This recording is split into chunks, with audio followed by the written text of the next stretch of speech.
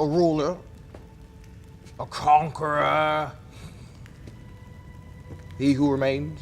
Kang the Conqueror has entered the MCU, and let's just say he plans to stay a while. See you soon. Kang the Conqueror has been around for decades in the Marvel Comics. He's gone by many names and faces, and the MCU managed to exposition what Kang is all about in a matter of minutes. Not what you were expecting, We'll most likely be seeing variants of the time-traveling interdimensional villain appear again and again for years to come. But which versions of Kang should be the most feared due to their immense power? If there truly is another multiversal war on the way, which Kang will truly be the Conqueror? Let's find out right now. Come on. Come on, let's talk. This entry is not actually a version of Kang, but rather an ally who took on his namesake in order to keep Kang's empire alive. After a conflict with Eric Masterson, aka Thunderstrike, Kang was left comatose. In order to maintain the illusion, Kang's longtime ally and love interest, Ravonna Renslayer, took over the moniker, calling herself the Terminatrix. Ooh. Only a strike force known as the Anachronauts knew of Ravonna's trickery, and left her side as a result, showing what the ramifications of the truth being revealed would lead to. Terminatrix sought desperately to reawaken Kang, but there were others who sought to stop her. A being called Revelation brought forth Avengers such as Thunderstrike, US Agent, and War Machine to stop Terminatrix. It's here where Ravonna showed her power and knowledge. She fought the trio, displaying duplication and force field capabilities. In the ultimate brilliant move, Ravonna brought forth Iron Man, Captain America, and Thor out of time to fight by her side, proving herself an incredible strategist. The Egyptian ruler Rama Tut is one of the first appearances of the time-traveling Conqueror, though that wouldn't be revealed for decades to come. One of his first ventures in time travel, Nathaniel Richards traveled to ancient Egypt, and his futuristic technology made the ancient Egyptians crown him pharaoh and regard him as a deity almost instantly. The Fantastic Four ventured to this time, as there was no record of it in Egyptian history, only to encounter the ruthless leader Rama Tut, Lord of the Seven Suns. Rama Tut wields the ultra-diode ray, invented in the year 3000, and he successfully uses it to drain the Fantastic Four of their powers. He was able to control their minds, putting 3 of them to work and taking Sue as his queen. It took a freed Ben Grimm back in human form to steal the ray and set the team free to ultimately defeat the ancient ruler. Due to a time stream glitch, Kang the Conqueror was split into multiple versions of himself. One version to emerge was a man by the name of Mr. Gryphon. He became trapped in the 21st century, losing his ability to time travel due to a firewall in time. Instead of waiting, Mr. Gryphon decided to do what Kangs do and conquer the time he found himself in. He amassed an incredible amount of power by becoming the CEO of Kang Enterprises. Most of Gryphon's power stems from his ability to gather strong resources, like his acquisition of Stark Tower and all the weaponry within. And of course, his recruitment of supervillains of the time to do his bidding. Evil bidding. There are a few versions of Kang who sought to avoid his villainous future, and there are most likely no better example of this than the young Avenger Iron Lad. In his own time, a future version of himself saved young Nathaniel Richards from his school bully.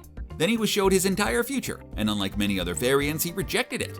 He escaped to the past, seeking the Avengers to help him stop his future self.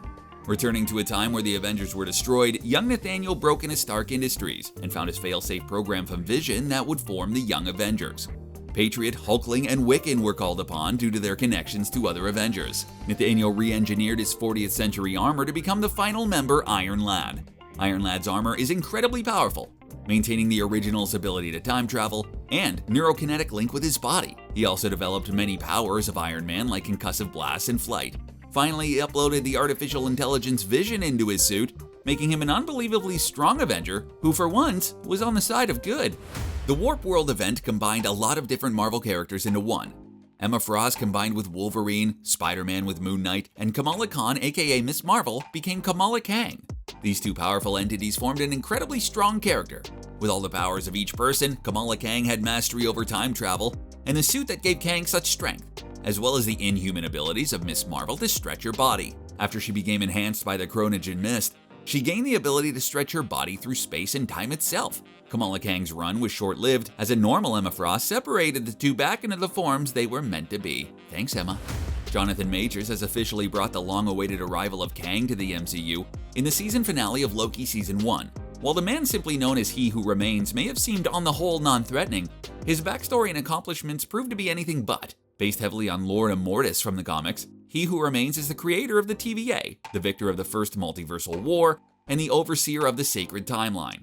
He's lasted an unbelievable amount of time, And until crossing the threshold, he knew every moment that would transpire in front of him. His defeat, if you want to call it that, only came because he essentially had grown old and bored. He offered control of the TVA over to 2 Loki variants, and did not fight back against his death even a little bit, knowing what would be the result. A master strategist and clearly successful in his endeavors, He Who Remains held the greatest power we've seen in the MCU to date.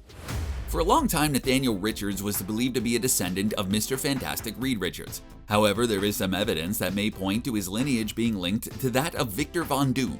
Kang was a huge admirer of the Latvian leader, meeting him at several points in time. There is one alternate version of Kang the Conqueror, however, who actually became Dr. Doom. This variant was one of the absolute strongest, and he possessed all powers of Kang, infused with the armor and intelligence of Dr. Doom. He, along with 2 other powerful variants, tore the past, present, and future Avengers apart during the Kang War. The Scarlet Centurion is another one of those comic villains that wasn't revealed to be a variant of Kang until sometime after his initial debut. While he is an intimidating physical presence, the Scarlet Centurion is also an excellent example of Kang's strategic ability. He conquered the modern age, using the Avengers as his pawns. Characters like Thor and Captain America even saw him as a benevolent ruler, seeking his advice when it came to conflicts. This is how the Centurion was able to pit his Avengers against past versions of himself. He used his ultra-diode ray to control their minds, and ultimately, the Scarlet Centurion was deemed a failure and returned to his Rama Tut alter ego. This is of course until several divergent Centurions were created, which had immense power and successfully conquered their universes. These variants of Kang proved to be some of the strongest versions to exist. Lord Immortus was more of an observer most of the time. Even so, Immortus is by far one of the most powerful versions of Kang ever seen. He, time and time again, sent various powerful villains from different timelines like Ultron and Onslaught to slay the Avengers. He resides in his castle in a dimension called Limbo, which of course he conquered. He created powerful guards like Tempest, and gained control over the monster Alioth, using it to destroy his enemies. He employed classic Kang techniques like mind manipulation on Avengers like Iron Man to tear the Avengers apart time and time again. Lord Immortus appeared in the Kang Wars as one of Kang's most powerful variants, and helped disintegrate members of the Avengers from all time periods. Immortus has sometimes been an ally to the Avengers, but only to stop alternate versions of Kang the Conqueror in his quest to be the strongest of them all. As the man himself once said, there's no way for someone who has a mastery of time to lose. Kang Prime is a survivor, existing for centuries, and conquering his way through all of them, greatly deserving of his nickname. Kang has enhanced strength, electricity manipulation, and the power to crack his knuckles and summon any weapon from anywhere in the space-time continuum. His suit is extremely durable and self-sustaining, and for a long time allowed him to transfer his consciousness into a new body at the time of his death. This main version of Nathaniel Richards spent much of its time fighting other Kangs who would seek to supplant him. He used his incredible genius to form the Council of Kangs, made of 2 other variants of himself. Together, the 3 of them disintegrated countless other variants. Eventually, Kang Prime knew he would have to destroy his 2 counterparts as well.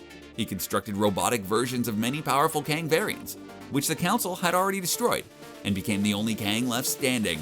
With now an army of robotic versions of one of the strongest Marvel villains ever to exist, Kang the Conqueror used superior mind power and knowledge of time to become the most powerful conqueror to exist in any time, dimension, or reality. Kang has lived infinite lives, and all of them proved to be one powerful character. With so many lives, only a few can reign supreme.